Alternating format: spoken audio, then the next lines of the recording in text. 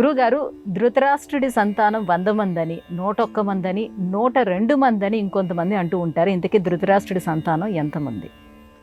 గాంధారి వ్యాసుడు ప్రసాదించిన వరంతో గర్భం దాల్చింది.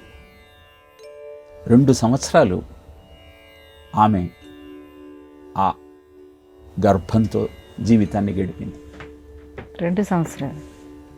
అదే సమయంలో కుంతీదేవి ధర్మజుడికి జన్మనిచ్చింది.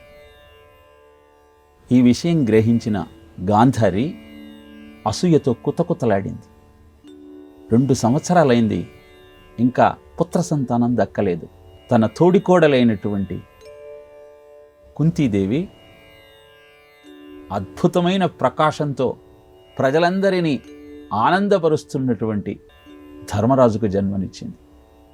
తట్టుకోలేక చేతులతో పీడనం కలిగించుకొని గర్భ విచ్ఛిత్తికి పాల్పడింది. దివ్య దృష్టితో ఈ విషయాన్ని గ్రహించిన వ్యాసుడు గాంధారి నివాసమున్నటువంటి మందిరంలో ప్రవేశించి ఆ గర్భస్థ పిండము బయలుపడిన విధానాన్ని గమనించి 100 పాత్రలలో ఘృతంలో ఆ పిండపు యొక్క భాగాలను భద్రపరిచాడు. తన మనసులో ఉన్న కోరికను బయటపెట్టింది గాంధారి. అందరూ పుత్రులేనా, ఒక్క పుత్రిక కూడా లేదా అనగానే ఇంకొక భాగం చేసి దాన్ని ఇంకొక పాత్రలో నేతిలో భద్రపరిచాడు వ్యాసుడు. ఆ విధంగా వ్యాసుని యొక్క కృషి కారణంగా 101 మంది సంతానం ధృతరాష్ట్రుడికి కలిగింది. వాళ్ళే 100 మంది కౌరవులు, 1 ఆడపిల్ల దుశ్శల.